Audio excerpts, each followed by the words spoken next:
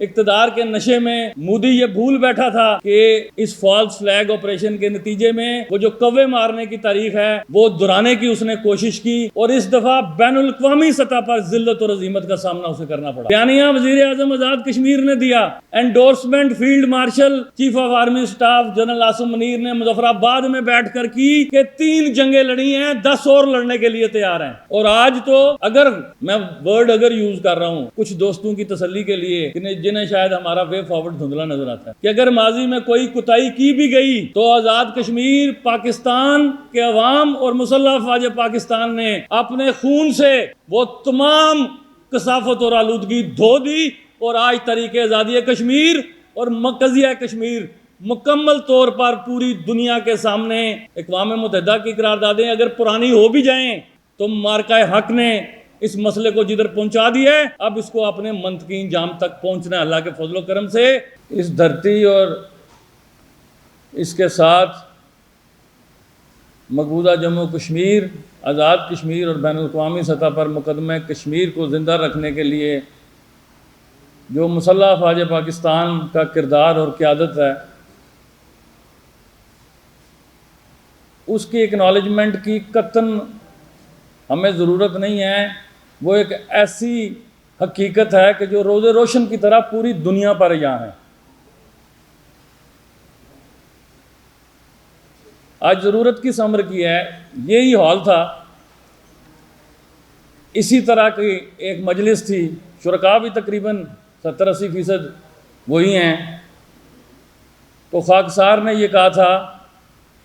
کہ اگر بلوچستان کو بلیڈ کرنا بند نہ کیا گیا تو آپ کو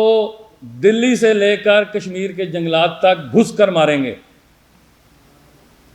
تو مجھے بعض دوستوں نے کہا کہ وزیر اعظم صاحب آپ زیادہ سخت بات نہیں کر کے، اب گزارش یہ ہے کہ ہندوستان کی اور پاکستان کی لڑائی ہے کیا؟ اگر یہ قضیہ کشمیر حل ہو جائے تو اختلاف کیا ہے؟ 77 سالوں سے 3 باضابطہ جنگیں اور ان جنگوں سے بھی زیادہ شہادتیں مسلح افواج پاکستان کی اور عوام پاکستان کی اور عوام کشمیر کی، تو قضیہ تو بڑا صاف ہے، اور وہ ہے قضیہ کشمیر۔ آج فتنہ خارج سے ہم فتنہ ہندوستان پہ گئے تو کیوں گئے؟ کہنے سے نہیں گئے، اس کے لیے عملی طور پر پوری بین الاقوامی دنیا کو ثبوت فراہم کیے گئے کہ ہندوستان بلوچستان میں اور خیبر پختونخوا میں تخریب کاری کیوں کر رہا ہے، کیونکہ مستحکم پاکستان اس کے لیے کسی صورت قابل قبول نہیں ہے۔ مستحکم پاکستان تحریک آزادی کشمیر کی سب سے مضبوط اور ناقابل تسخیر آپ کو دستاویز فراہم کرتا ہے۔ آج بھی اگر ہمارے ذہنوں میں ابہام ہے، خدا نہ خواستہ، تو ہمیں اپنے ذہنوں کی درستگی کی ضرورت ہے۔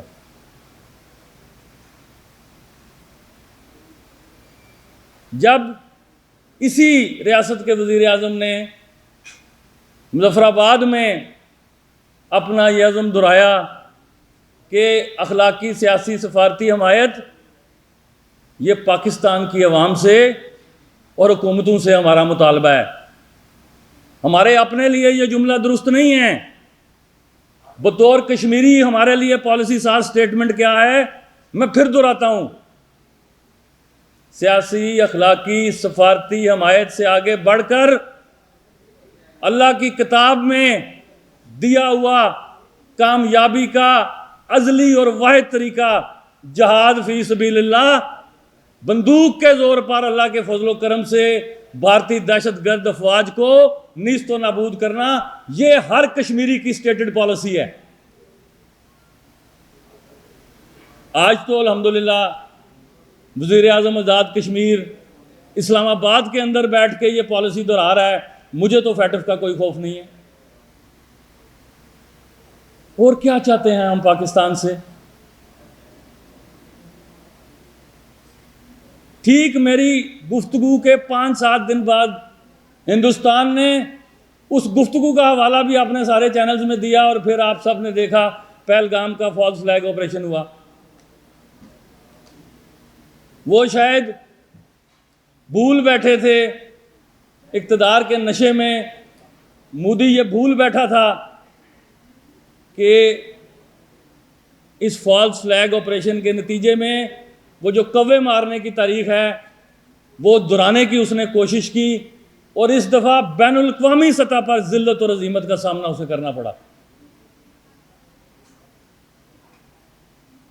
بیانیہ وزیر اعظم آزاد کشمیر نے دیا، endorsement field marshal chief of army staff general Asim Munir نے مظفر آباد میں بیٹھ کر کی کہ 3 جنگیں لڑی ہیں، 10 اور لڑنے کے لیے تیار ہیں۔ اور آج تو اگر میں ورڈ یوز کر رہا ہوں کچھ دوستوں کی تسلی کے لیے جنہیں شاید ہمارا وے فارورڈ دھندلا نظر آتا ہے، کہ اگر ماضی میں کوئی کوتاہی کی بھی گئی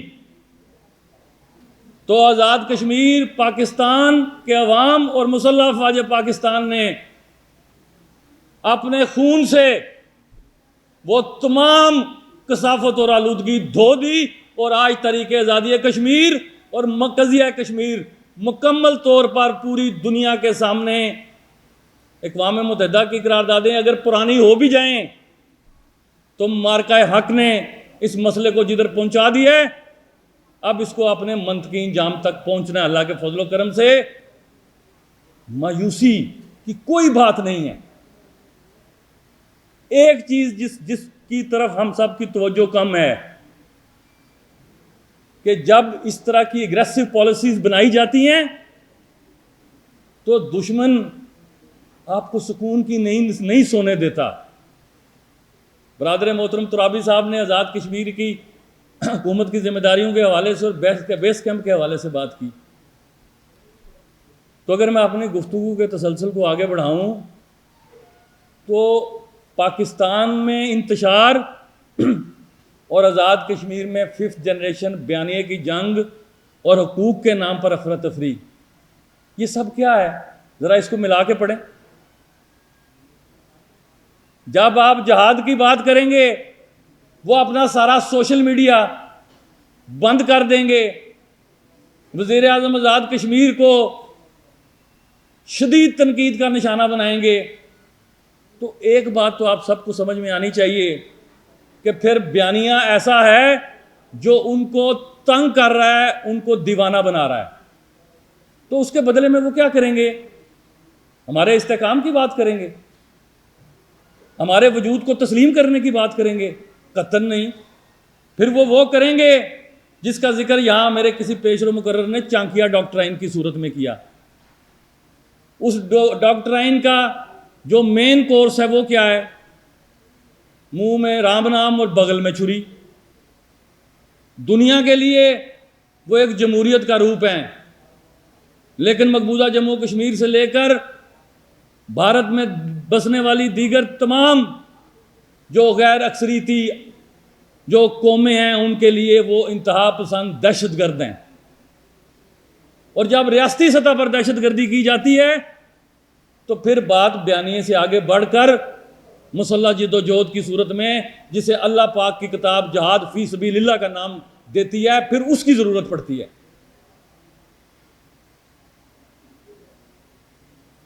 اور قیادت کو کیا کرنا ہوتا ہے؟ معذرت خانہ رویوں سے باہر نکل کر بیانیے کو پوری قوت سے بیان کرنا، پھر وہ بیانیہ ریاست کے جرأت مند اور باغیرت نوجوان اپنے دل میں پوری یقین کے ساتھ بسا لیتے ہیں۔